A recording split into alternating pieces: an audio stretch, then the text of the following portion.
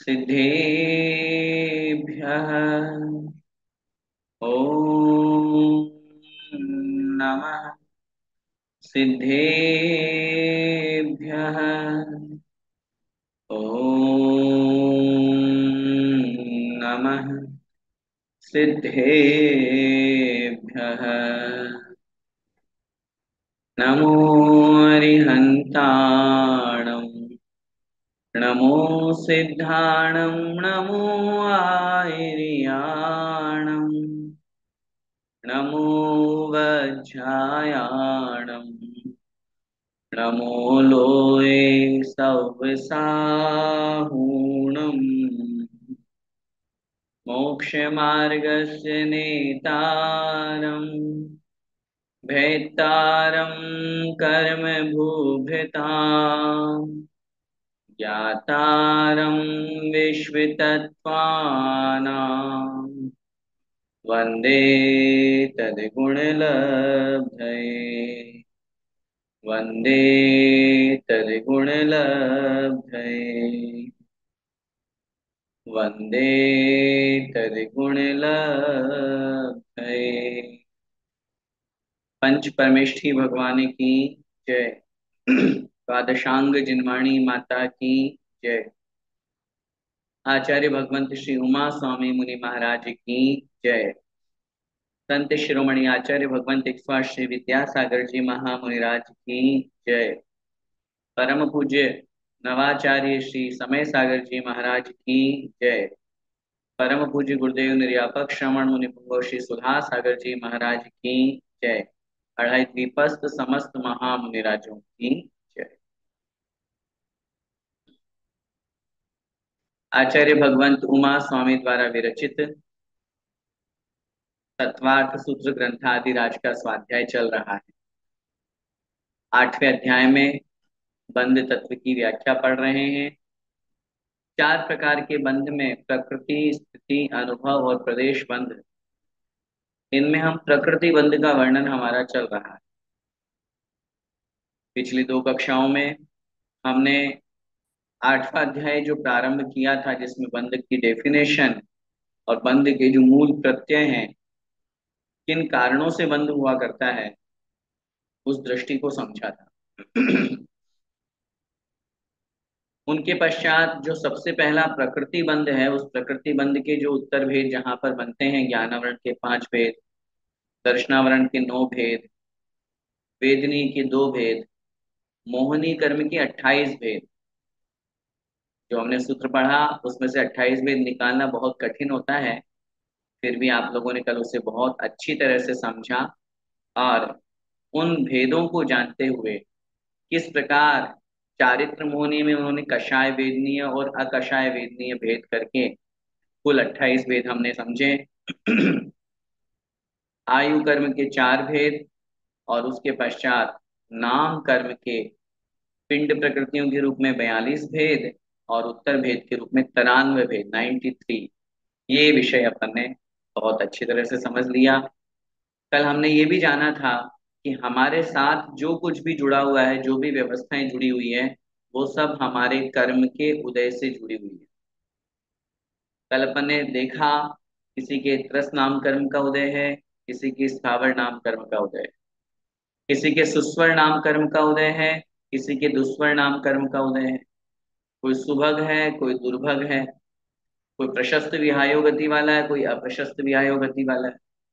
ये सब चीजों में जो बदलाव हमको दिख रहा है, चेंजेस जो आ रहा है, वो सब अपने अपने कर्म के उदय के अनुसार जुड़ रहा है।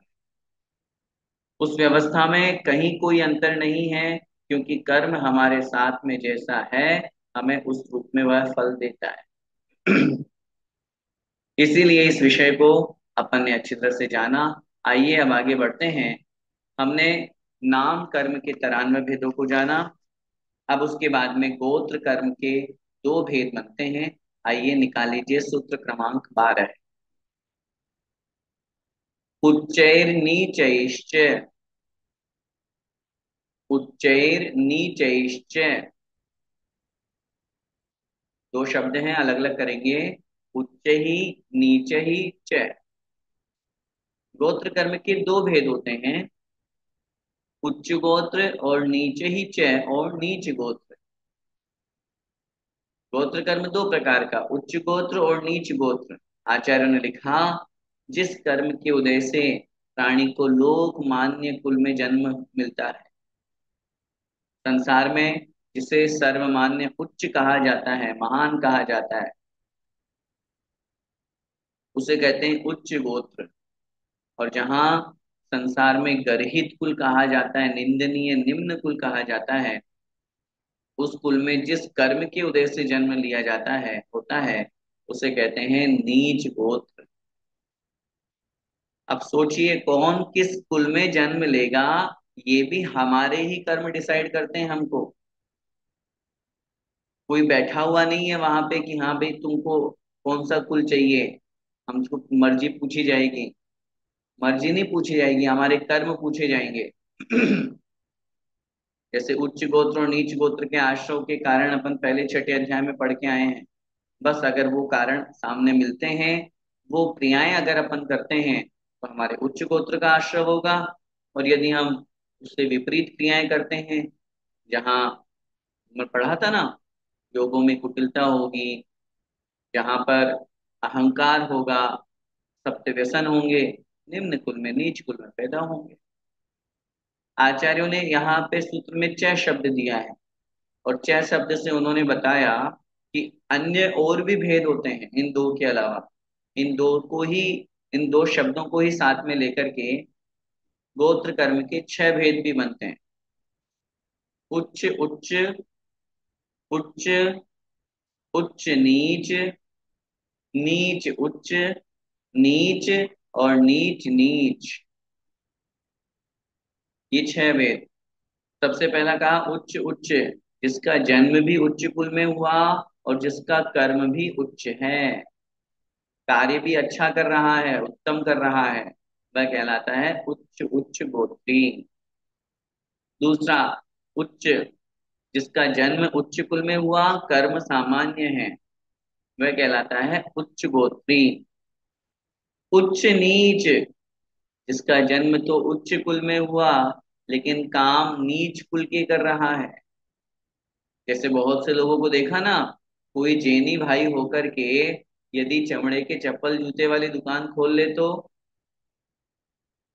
यदि कोई जैन या ब्राह्मण उच्च कुलीन होकर के यदि अत्यधिक पाप क्रिया वाले कार्य करे, तो या जो निम्न स्तर वाले होते हैं शेड्यूल कास्ट के लोग जिस कर्म को करते हैं वो करे, तो वो कहलाएंगे उच्च नीच। चौथे नंबर पे आते हैं नीच उच्च, जो पैदा तो निम्न कुल में हुए, लेकिन कर्म अच्छे कर रहे हैं, कर्म की अपेक्षा से वे उच्च कहलाते हैं, इसलिए नीच उच्च। पांचवें नंबर पे नीच, जो निम्न कुल में पैदा होकर कर्म सामान्य करते हैं, वो कहलाते हैं नीच। और अंतिम है छठे नीच नीच, अर्थात जो निम्न कुल में ही पैदा हुए और निम्न ही कर्म करते हैं, वो कहलाते हैं निम्न नीच नीच। इस तरह से गोत्र कर्म की अपन ने ये व्यवस्था समझी। अब इसके बाद में अंतिम जो कर्म है अंतराय, उसके कैसे कितने भेद बनते हैं, पांच भेद। देखिए जरा, दान लाभ भोगोपभोग वीर्याणाम, दान लाभ भोगोपभोग वीर्याणाम सॉरी, दान लाभ भोग उपभोग और वीर्य, अंतराय शब्द चार पांचों में लग जाएगा। दानांतराय, लाभांतराय, भोगांतराय, उपभोगांतराय और वीर्यांतराय। अंतराय का मतलब क्या होता है? जो हमारे कार्यों में विघ्न डालता हो, बाधा उत्पन्न करता हो, बाधा प्रकट करता हो, उसका नाम है अंतराय कर्म। अब दानांतराय कर्म किसे कहते हैं? दानांतराय का मतलब होता है, जो अगर हम किसी के दान में विघ्न डालते हैं, तो हमारे दानांतराय का बंद होता है। कोई दान देना चाहता है, और हमने उसको रोक दिया, अरे क्या देना यहाँ पे, छोड़ो ना, पहले देखो कितना करोड़ों रुपया तो आ रहा है। कोई दान देना चाहता है और हमने उसको अरे क्या मंदिरों में दान देते हो, गरीबों को दो, हॉस्पिटल में दो, यहाँ यहाँ दान देने से क्या होगा। हमने दानांतराय कर्म का बंद कर दिया। ऐसे ही भो लाभांतराय, हम किसी को लाभ दे रहे थे, किसी को लाभ होने वाला था और हमने रोक दिया। बहुत बार होता है ऐसा, ऑफिसेज में या सर्विस में या फिर बिजनेस में भी, किसी को हम बोनस दे रहे हैं, किसी को हम लाभ दे रहे हैं, और सामने वाले ने, किसी ने रोक दिया, अरे क्या देना उसको, उसके पास तो वैसे ही बहुत है। तो जिसने रोका उसको लाभांतराय का बंद हो गया। ऐसे ही भोग उपभोग, भोग का मतलब होता है जो वस्तु एक बार उपयोग में आए वह भोग, जो वस्तु बार बार उपयोग में आए वह उपभोग। जैसे भोजन है, पानी है, ये भोग की वस्तु है। वस्त्र है, मकान है, लैपटॉप है, मोबाइल है, ये उपभोग की वस्तु है। इनमें अगर हम विघ्न डालते हैं, बाधा उपस्थित करते हैं, तो हमें भी ये प्राप्त नहीं होंगी। कर्म का जब उदय आएगा तो हमारे भोगांतराय का उदय आएगा, तो हमारे भी भोजन पानी में लाले पड़ जाएंगे, मुश्किल खड़ी हो जाएगी। और अंतिम है वीर्यांतराय, अर्थात वीर्यांतराय, वीर्य माने शक्ति में अंतराय डालना। कोई उपवास कर रहा है और हमने उसको रोक दिया, उसकी शक्ति है उपवास करने की और हमने उसको रोक दिया, ये कहलाता है वीर्यांतराय। हमें भी जब उस कर्म का उदय आएगा तो ऐसी शक्ति नहीं मिलेगी, फिर हम भी चाहते हुए भी उपवास नहीं कर पाएंगे। आप लोग कहते हो ना भैया जी, हमसे उपवास ही नहीं होते, क्यों नहीं होते, वीर्यांतराय कर्म का उदय चल रहा है। फिर क्या करें उसको दूर करने के लिए, जो अपनी शक्ति को प्रकट करके काशन उपवास करना चाहता है उसकी मदद करो, उसकी वैयावृत्ति करना चाहिए, उसकी सहायता करनी चाहिए, और सबसे महत्वपूर्ण बात, उसको कभी रोकना नहीं चाहिए। अगर उसको रोकेंगे तो हमारी शक्ति कम होगी, क्योंकि उसको रोकने से वीर्यांतराय का बंद होगा, और वीर्यांतराय जब उदय आएगा तो हमारी शक्ति कमजोर पड़ जाएगी। इस तरह से यह अंतराय कर्म के 5 भेद हुए। बंध के 4 जो भेद थे, प्रकृति, स्थिति, अनुभाग और प्रदेश बंध, उनमें से अब तक अपन प्रकृति बंध को समझ चुके। अब प्रकृति का मतलब नेचर, अपन ने पढ़ा कौन से कर्म का क्या नेचर है, क्या डेफिनेशन है, क्या कर्म है, क्या कार्य है। अब दूसरे नंबर पे आता है स्थिति बंध। अब यहां से स्थिति बंध का वर्णन प्रारंभ हो रहा है। स्थिति बंध किसे कहते हैं, हमने समझा था, वह कर्म मेरी आत्मा के साथ में कितने समय तक रहेगा, टाइम पीरियड का नाम है स्थिति बंध। वह कर्म मेरी आत्मा के साथ में जितने समय तक रहेगा, उतने समय उतने टाइम को हम बोलते हैं स्थिति बंध। अब आइए समझते हैं कौन से कर्म की कितनी स्थिति है। और एक बात, इस विषय को शुरू करने से पहले मैं निवेदन कर दूं, किसी भी कर्म की ज्यादा स्थिति बुरी है कि अच्छी है। हम्म।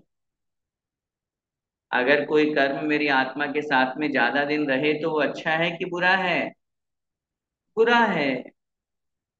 अच्छा है क्या कर्म हमारी आत्मा के साथ में रहे, नहीं, कर्म तो आए और निकल जाए, और ऐसा एक दिन आए कि पूरे ही कर्म निकल जाए, आत्मा शुद्ध हो जाए। आचार्यों ने लिखा है स्थिति और अनुभाग, ये जो दो बंध हैं, ये कषाय से होते हैं। द्रव्य संग्रहकार नेमीचंद स्वामी महाराज लिखते हैं, पैडिठिदि अणुभाग पदेश भेदादुचदुविदो बंधो जोगा पयड़ि पदेशा ठिदि अणुभागा कसाय दो होंती। प्रकृति, प्रदेश, स्थिति और अनुभाग, ये 4 प्रकार के बंध में से प्रकृति और प्रदेश बंध योग से होते हैं, और स्थिति और अनुभाग बंध कषाय से होते हैं। हमारी जितनी ज्यादा कषाय होगी उतनी ज्यादा कर्मों की स्थिति बनेगी। जितनी ज्यादा हम कषाय करेंगे उतनी ज्यादा हमें और तीव्र फल मिलेगा। अनुभाग का मतलब फल देने की शक्ति। इसलिए अगर हम स्थिति बंध से बचना चाहते हैं तो क्या करें? अपनी कषाय कम करें। क्रोध मान माया लोभ जो कर्म के उदय में आकर के अपन कर डालते हैं, अत्यधिक क्रोध अत्यधिक मान, ये कषाय जो तीव्र भाव हुआ करते हैं, इसको यदि अपन रोक देंगे, कम करेंगे, तो निश्चित रूप से कर्मों की स्थिति कम हो जाएगी। आइए अपन देखते हैं कौन से कर्म की कैसी स्थिति है। आदितस्तिसृणाम मंत्रायस्य च त्रिंशत् सागरोपम कोटिकोट्यः परा स्थितिः आदितस्तिसृणां मंत्रायस्य च त्रिंशत् सागरोपम कोटिकोट्यः परा स्थितिः। देखिए सूत्र का अर्थ बहुत सरल है। आदितस्तिसृणां मंत्रायस्य च, पदच्छेद करेंगे। आदितः तिसृणाम, आदितः तिसृणाम, आदितः माने प्रारंभ के, तिसृणाम अर्थात तीन की,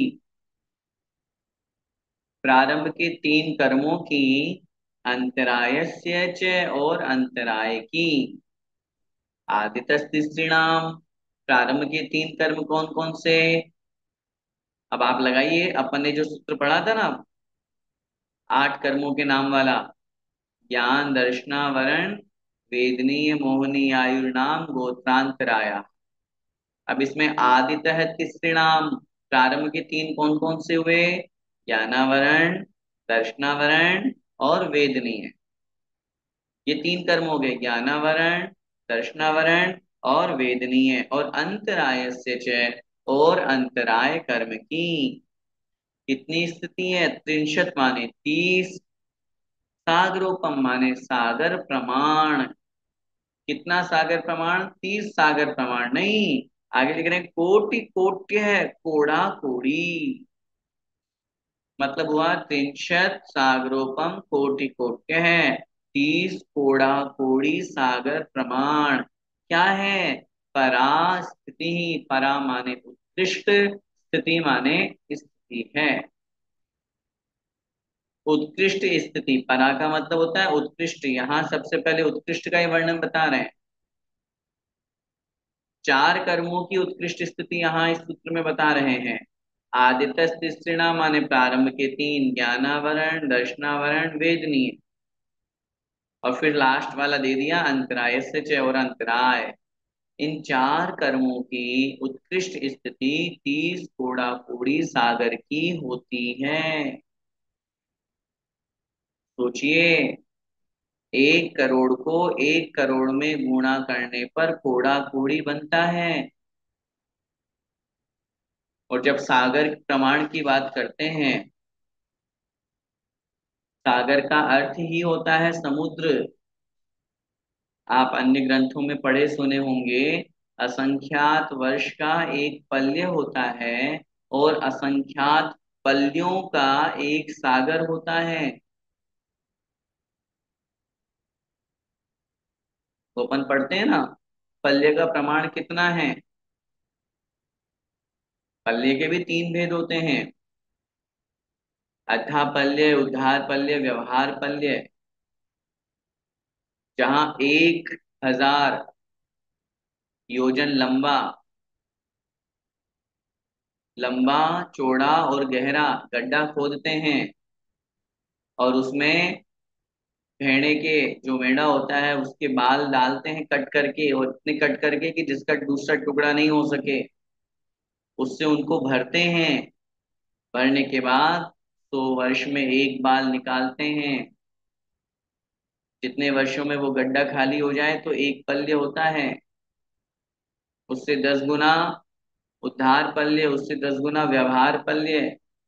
ये तो पल्य है। और पल्य से असंख्यात गुना होता है एक सागर। और ऐसा एक सागर नहीं, 30 कोड़ा कोड़ी सागर। हम सबकी गणित फेल हो जाएगी। तो ये जो स्थिति बनती है, ये किसकी बनती है? चार कर्मों की। कौन कौन से चार कर्म? ज्ञानावरण, दर्शनावरण, वेदनीय और अंतराय कर्म।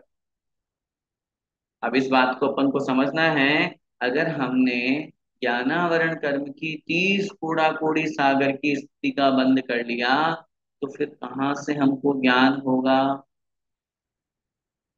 कहाँ से हमको याद होगा? वो कर्म मेरी आत्मा के साथ में जुड़ गया, इतने लंबे समय की स्थिति वाला।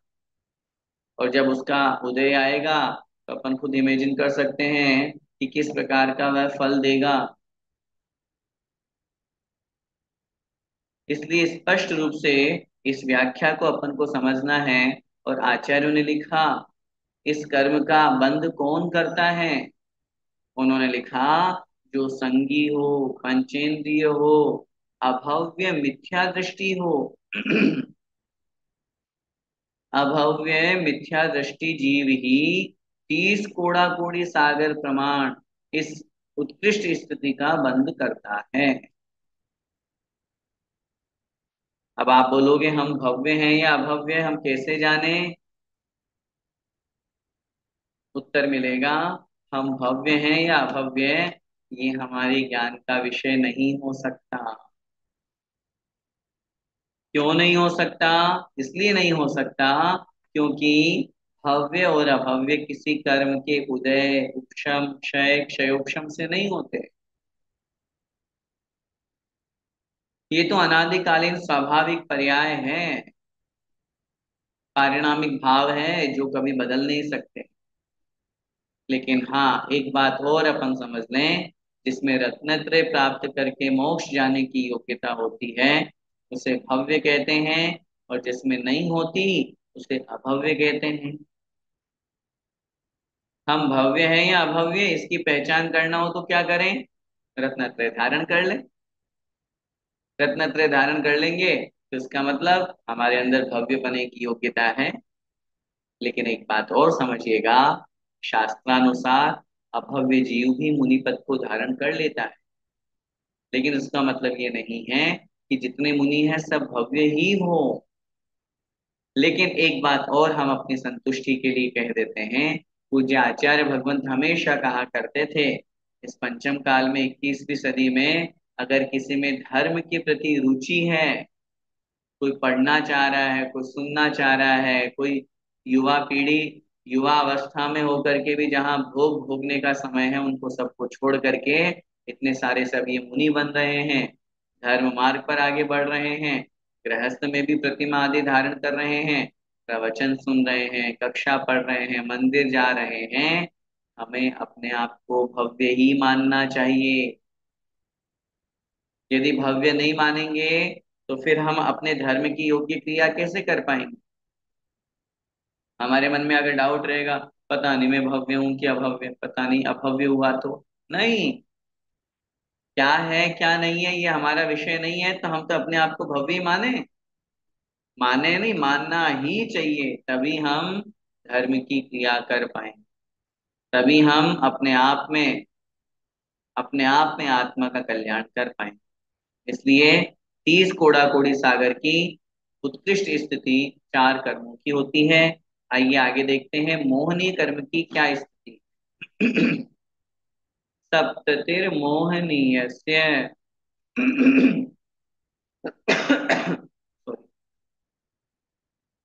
सप्ततिर्मोहनीयस्य पदच्छेद सप्तति ही मोहनीयस्य, मोहनीय कर्म की उत्कृष्ट स्थिति सप्तति माने 70 है। अब 70 क्या है? पिछले सूत्र से कोटि कोट्य है परास्थिति, सागरोपम से लेकर के परास्थिति तक का अनुवर्तन आ जाता है। सप्तति सागरोपम कोटि कोट्य परास्थिति मोहनीय। मोहनीय कर्म की उत्कृष्ट स्थिति 70 कोड़ा कोड़ी सागर प्रमाण है। सबसे प्रचंड कर्म है, सबसे कठोर कर्म है, और इसी कर्म की यह उत्कृष्ट स्थिति सोचिए। 70 कोड़ा कोड़ी सागर, सबसे ज्यादा स्थिति इसी कर्म की है। सबसे ज्यादा स्थिति यही कर्म हमें संसार में भटकाता है। अब जिस अभव्य मिथ्या दृष्टि संगी पर्याप्तक जीव ने इस 70 कोड़ा कोड़ी सागर की मोहनी की स्थिति का बंद कर लिया। मोहनी से यहाँ मोटे रूप में, स्थूल रूप में मोहनीय है, फिर भेद करेंगे तो दर्शन मोहनी और चारित्र मोहनी अलग अलग बने। तो 70 कोड़ा कोड़ी सागर दर्शन मोहनी की मिथ्यात्व की स्थिति है। किसी ने ऐसा पाप किया, ऐसा मिथ्यात्व का बंद किया, 70 कोड़ा कोड़ी सागर तक उसके दर्शन मोहनी का बंद हो गया। और जब तक वो दर्शन मोहनीय मिथ्यात्व उदय में रहेगा, उसे सम्यक की प्राप्ति संभव नहीं है। इसलिए बार बार कहा जाता है, पांचों पापों को तो हम संभाल सकते हैं दोबारा, लेकिन अगर मिथ्यात्व की ओर हमारी प्रवृत्ति है, अगर मिथ्या दर्शन की ओर हमारा भाव है, खोटे देव खोटे शास्त्र और खोटे गुरुओं को हम मानते हैं, उनकी मान्यता रखते हैं ग्रहित मिथ्यात्व अग्रहित मिथ्यात्व आदि के रूप में, तो निश्चित रूप से हम मिथ्या दृष्टि हैं। और 70 कोड़ा कोड़ी सागर की आयु में इस स्थिति का बंध भी मिथ्या दृष्टि करता है। समझिए ये विषय क्यों पढ़ रहे हैं, कहीं हमसे ऐसा पाप न हो जाए, कहीं हमारी स्थिति 70 कोड़ा कोड़ी सागर तक की न बंध जाए। 70 कोड़ा कोड़ी सागर की स्थिति बांध ली तो कहाँ कर्म काटेंगे, मतलब इतने लंबे समय तक तो संसार में रहना ही पड़ेगा। अपने परिणामों को इतना उत्कृष्ट और इतना अच्छा बनाएं कि हमें इन उत्कृष्ट स्थितियों का बंध ही ना हो। अधिक स्थिति वाला जो कर्म है वो हमें संसार में भटकाता है, क्योंकि वह कर्म उतने समय तक उदय में, जब आबादा के बाद उदय में आना शुरू होगा, कष्ट शुरू है, मिथ्यात्व रूप शुरू है, संसार में परिभ्रमण प्रारंभ है। इससे अपन को बचना है, क्या करें? मिथ्यात्व से बचें, कषाय से बचें। दो चीजें बहुत हमें हार्मफुल है, नुकसानदायक दो ही चीजें हैं हमारे लिए, एक तो मिथ्यात्व और एक कषाय। इन दो पर अगर हमारा कंट्रोल हो गया तो मान लीजिए हमने गढ़ जीत लिया, आत्म कल्याण का मार्ग हमको प्राप्त हो गया। सबसे पहले तो प्रयास, हमें सम्यक की प्राप्ति हो, मिथ्यात्व हमसे दूर हो। दूसरा प्रयास, हमारी कषाय रूप प्रवृत्ति कम हो, प्रशम भाव हो हमारे अंदर, समता परिणाम हो, क्रोध मान माय लोभ बहुत उत्कृष्ट ना हो। हाय पैसा हाय तोबा हाय पैसा, इस दौड़ में लगे जा रहे हैं, हिंसा करने में पाप करने में, जो भी हो रहा है सो देखा जाएगा। लोभ की प्रवृत्ति ज्यादा है, किसी को मारने पीटने में, किसी के कुछ कहने में इतना गुस्सा आता है, क्रोध प्रवृत्ति ज्यादा है, उत्कृष्ट कषाय है। इनको यदि हम कम करेंगे तो 70 कोड़ा कोड़ी सागर की स्थिति हमारी नहीं बंधेगी, अपन इससे बचें। आगे लिख रहे हैं, विंशतिर नाम गोत्रो, विंशतिर नाम गोत्रो। देखिए, नाम गोत्रो हो, नाम और गोत्र कर्म की बराबर है। कितनी है? विंशति माने 20, और 20 क्या? वही चीज लगाइए, सागरोपम कोटि कोट्य पराय, 20 कोड़ा कोड़ी सागर। नाम कर्म की और गोत्र कर्म की उत्कृष्ट स्थिति का नाम है 20 कोड़ा कोड़ी सागर। ये भी कम नहीं है भैया। 20 कोड़ा कोड़ी सागर का एक कल्प काल होता है पूरा, उत्सर्पणी और अवसर्पणी वाला। और वो एक कल्प काल हो तब तक अपन यही संसार में भटकते रहेंगे क्या? उत्कृष्ट स्थिति का बंध आचार्यों ने लिखा कौन करता है? संगी पंचेंद्रिय पर्याप्तक अभव्य मिथ्या दृष्टि जीव करता है। इसलिए अपन को इन सब से बचने का भाव रखना चाहिए। आगे देखिए, आयु कर्म की उत्कृष्ट स्थिति। अब ये तो अन्य कर्मों की, अब आयु कर्म की तो भव्य भी बांध सकता है। देख लिए, त्रयस्त्रिंशत् सागरोपमाण्यायुष है। त्रयस्त्रिंशत् सागरोपमाण्यायुष है। पदच्छेद करेंगे। त्रयस्त्रिंशत् सागरोपमाणि आयुष है। त्रयस्त्रिंशत् माने 33, त्रय माने 3 और त्रिंशत् माने 30, 3 और 30 33। सागरोपमाणि आयुष है, सागर प्रमाण है, आयुष है माने आयु कर्म की। आयु कर्म की उत्कृष्ट स्थिति कितनी है? 33 सागर प्रमाण। अब ये 33 सागर, इसमें कोड़ा कोड़ी नहीं लगाना। इसीलिए आचार्य महाराज ने सागरोपमाणी शब्द का प्रयोग कर दिया। नहीं तो अकेला अगर 33 लिख देते तो फिर सागरोपम कोटि कोटे यहाँ पे भी लग जाता। यहाँ कोड़ा कोड़ी नहीं लिखना था, इसीलिए सागरोपमाणी शब्द दे दिया। 33 सागर ये आयु कर्म की उत्कृष्ट स्थिति है। किनको मिलती है? नारकी जीवों की अपेक्षा बात करेंगे तो अधोलोक में 7वें नरक में 33 सागर की उत्कृष्ट स्थिति होती है। और यदि ऊर्ध्वलोक में देवों की बात करेंगे तो 5 अनुत्तर विमानों में विजय वैजयंत जयंत अपराजित और सर्वार्थ सिद्धि में 33 सागर की उत्कृष्ट आयु हुआ करती है। सर्वार्थ सिद्धि के देव को 33 सागर फिक्स आयु मिलती है। उसमें जघन्य उत्कृष्ट का भेद नहीं है, लेकिन शेष 4 में है। तो 33 सागर की उत्कृष्ट आयु 5 अनुत्तर में, और नीचे अधोलोक में 7वें नरक के नारकी। अब बताइए कहाँ जाना है? पहली बात तो बोलना भैया जी 33 सागर क्यों भटकना? इतनी आयु ही क्यों बांधे हम? अगली पर्याय में पहली बात तो अब आप बोलोगे बांधे क्यों, तो हम कहेंगे पंचम काल है। वैसे ही शयनन की अपेक्षा बात करेंगे तो अंतिम शयनन की अपेक्षा 8वें स्वर्ग से ऊपर जा ही नहीं सकते। चौथे अध्याय में अपन आयु का प्रमाण पढ़ के आए हैं, तो उस हिसाब से लगा लीजिए कितनी आयु मिल जाएगी। तो अंतिम शयनन की अपेक्षा से नीचे तीसरे नरक में और ऊपर 8वें स्वर्ग में। और पूरे पंचम काल की अपेक्षा लगाएंगे तो ऊपर 16वें स्वर्ग तक और नीचे छठे नरक तक जा सकते।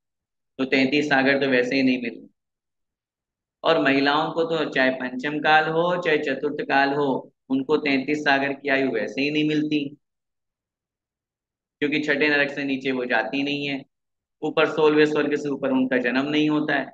तो ऊपर 22 सागर, नीचे 22 सागर मैक्सिमम। तो जो 33 सागर की आयु है, अगर किसी को प्राप्त हो, लेकिन एक बात समझिएगा, ऊपर जाने में फायदा है। क्या फायदा है?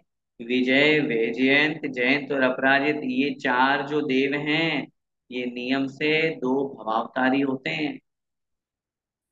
मनुष्य के अधिक से अधिक मैक्सिमम 2 भव ये धारण करेंगे और मोक्ष हो जाएगा। और सर्वार्थ सिद्धि के देव तो नियम से एक भवावतारी है। 33 सागर की फिक्स आयु है, अगले भाव में नियम से मनुष्य बनेंगे, मनुष्य में मुनि बन के मोक्ष, छुट्टी। लेकिन नीचे 33 सागर अगर अधोलोक में 7वें नरक में चले गए तो फिर संसार बढ़ गया। क्योंकि 7वें नरक से निकला हुआ जीव नियम से क्रूर तिर्यंच बनता है। नियम है। और क्रूर तिर्यंच बनेगा,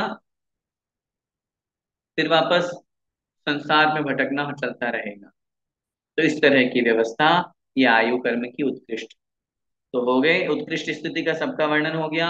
सबसे पहले सूत्र में चार कर्मों की बताए ज्ञानावरण, दर्शनावरण, वेदनीय और अंतराय। कितनी है?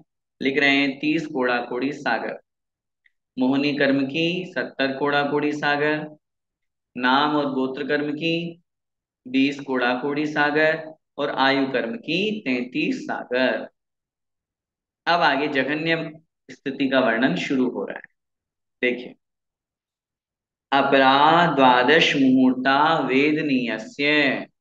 बोलिए, अपरा द्वादश मुहूर्ता वेदनीयस्य। अपरा का मतलब होता है जघन्य। द्वादश माने 12 है। मुहूर्त का मतलब होता है 48 मिनट। 48 मिनट का एक मुहूर्त होता है। वेदनीय से अर्थात वेदनीय कर्म की, वेदनीय कर्म की जघन्य स्थिति, अपरा माने जघन्य स्थिति कितनी होती है? द्वादश मुहूर्ता, मतलब 12 मुहूर्त। 12 मुहूर्त का मतलब हो गया, 12 को 48 से गुणा कर लीजिए। 12 को 48 से गुणा करेंगे तो जितने मिनट आए उसमें 60 का भाग दे करके और घंटे निकाल लेंगे। ये किसकी जघन्य स्थिति है? वेदनीय से अर्थात वेदनीय कर्म की। आचार्यों ने लिखा, इस जघन्य स्थिति का बंध कौन करता है?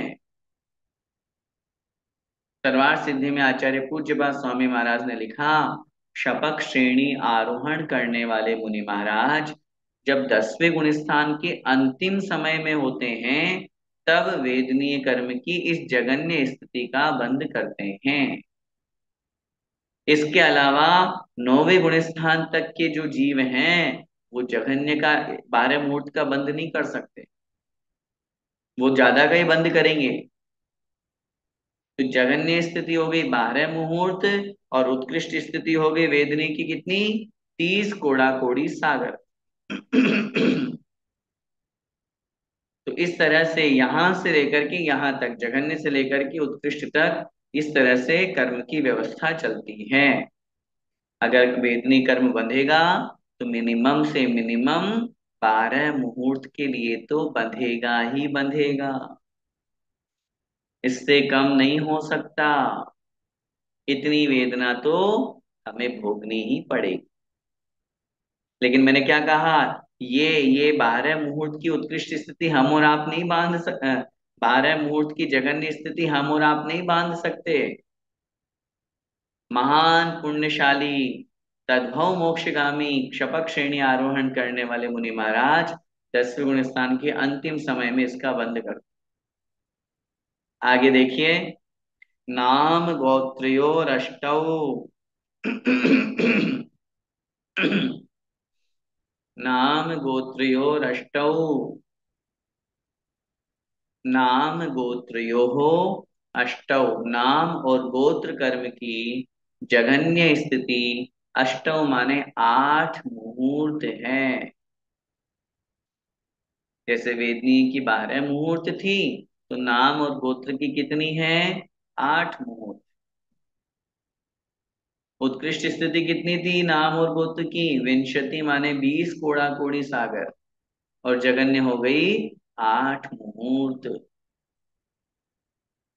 और आचार्य ने लिखा इसके बारे में भी सेम बिल्कुल डिटो। इस नाम और गोत्र की जगन्य स्थिति 8 मुहूर्त का बंद कौन से जीव करते हैं? शपथ श्रेणी आरोहण करने वाले तद्भव मोक्षगामी मुनि महाराज 10वें गुण स्थान के अंतिम समय में वे 8 मुहूर्त का बंध करते हैं, नाम और गोत्र। और इसके पहले वाले इससे ज्यादा का ही करेंगे। और मिथ्या दृष्टि की बात करेंगे तो वो तो हो सकता है 20 कोड़ा कोड़ी सागर का बंद कर दे। ये हुआ नाम और गोत्र। अब शेष कर्म, ज्ञानावरण बचा।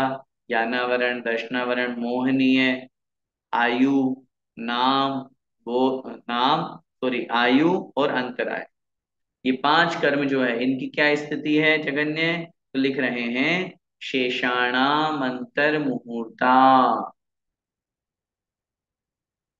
शेषाणाम अंतर मुहूर्ता, शेषाणाम अंतर मुहूर्ता। शेषाणाम अर्थात शेष जो कर्म बचे, ज्ञानावरण, दर्शनावरण, मोहनीय, अंतराय और आयु कर्म, इन पांच कर्मों की जघन्य स्थिति अंतर मुहूर्त है। अंतर मुहूर्त किसे कहते हैं? विद इन 48 मिनट्स, एक समय प्लस एक आवली से लेकर 48 मिनट में एक समय कम, इस पूरे टाइम पीरियड को कहते हैं अंतर मुहूर्त।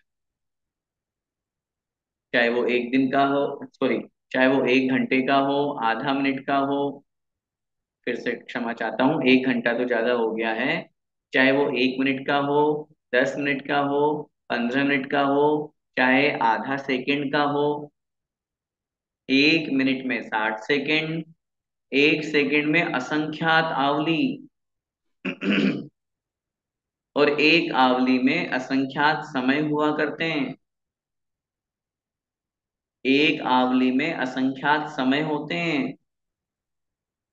अब आप सोच लीजिए, एक समय कितना सूक्ष्म है, हम पकड़ ही नहीं पाते हैं। अपन तो सेकंड को भी बहुत मुश्किल से पकड़ पाते हैं, चलो वो तो सामने आ रहा है, क्लिक क्लिक हो रहा है तो पकड़ लिए। उस 1 सेकंड में असंख्यात आवली और एक आवली में असंख्यात समय,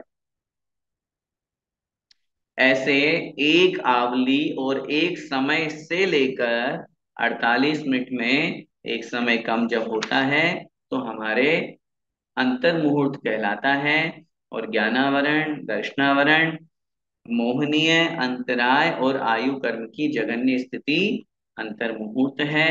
अर्थात अगर कोई इन कर्मों का बंध करता है तो मिनिमम से मिनिमम अंतर मुहूर्त तो उसका यह कर्म बंधेगा ही बंधेगा। जैसे आयु कर्म में अपन पढ़ते हैं एक श्वास में 8-10 बार। अब बताइए, अंतर मुहूर्त ही तो आयु है उस जीव की। एक श्वास में 18 बार जन्म, 18 बार मरण हो रहा है, वो तो 1 सेकंड के 24वें हिस्से में मरण को प्राप्त हो जाता है। ज्ञानावरण, दर्शनावरण भी ऐसे ही कोई जीव इन कर्मों का बंध करता है तो हो सकता है परिणामों में, कषायों में निर्मलता हो, कषाय की उत्कृष्टता नहीं हो, तो जगन्य स्थिति का बंध कर ले। हमको क्या करना चाहिए? अपन ने आज स्थिति बंध का वर्णन पढ़ा। अपना लक्ष्य क्या है? लक्ष्य तो ये है, भगवान कोई सी भी स्थिति मुझे नहीं बांधनी, मैं तो कर्मों से छूटना चाहता हूँ, बंध की व्यवस्था पढ़ रहा हूँ खाली, क्योंकि मेरे साथ कर्मों का बंध होता है। मैं चाहता ही नहीं हूं कि मेरे कर्म बंद हो, लेकिन अब भगवान बोलेंगे, भगवान का मतलब जिनवाणी माता, भगवान का मतलब हमारी जो व्यवस्था हमारे साथ जुड़ी हुई है, तो कर्म तो बंधेंगे। ऐसा नहीं हो सकता कि कर्म ना बंधे, तो फिर क्या करें? भगवान उत्कृष्ट स्थिति वाले कर्म हमारे ना बंधे, जघन्य स्थिति वाले कर्म बंधे, और जल्दी से वो कर्म उदय में आए, फल दे और मैं तो निकल जाऊं सीधा। लेकिन ये तब हो पाएगा जब हमारी कषाय मंद होंगी, कमजोर होंगी, क्योंकि जितनी ज्यादा कषाय उतनी ज्यादा स्थिति। अब आपके सामने है, हमें ज्यादा स्थिति बांधनी है अथवा कम स्थिति बांध करके और उसके फल को भोग करके जल्दी से जल्दी निकलने का प्रयास करना है। इसलिए बस समय आपका हो गया। अब अनुभाग और प्रदेश बंद की व्याख्या अपन कल समझेंगे, और बहुत अच्छी तरह से इस अध्याय को अपन समझते हुए यही भावना भाते हैं कि जितना जल्दी हो सके कर्म बंध को अपन पढ़ रहे हैं, क्योंकि इसके साथ में हमारी आत्मा जुड़ी हुई है अनादिकाल से। बस इनकी स्थितियों को पढ़ करके यही भावना भानी है, भगवान जघन्य स्थिति का ही बंध हो, तद्रूप हम परिणाम करें, तद्रूप हम कषाय को कम करें। उसके निमित्त से जिन पाप कषायों से बचने का कहा गया है, मिथ्यात्व से बचने को कहा गया है, उसको हम धारण करेंगे तो निश्चित रूप से कर्मों की स्थितियां ज्यादा नहीं होंगी। और जब कर्मों की स्थिति ज्यादा नहीं होंगी तो संसार परिभ्रमण भी हमारा ज्यादा नहीं होगा। हम सब संसार के परिभ्रमण से छूटें, इसी मंगलमय भावना के साथ। बोले द्वादशांग जिनवाणी माता की जय।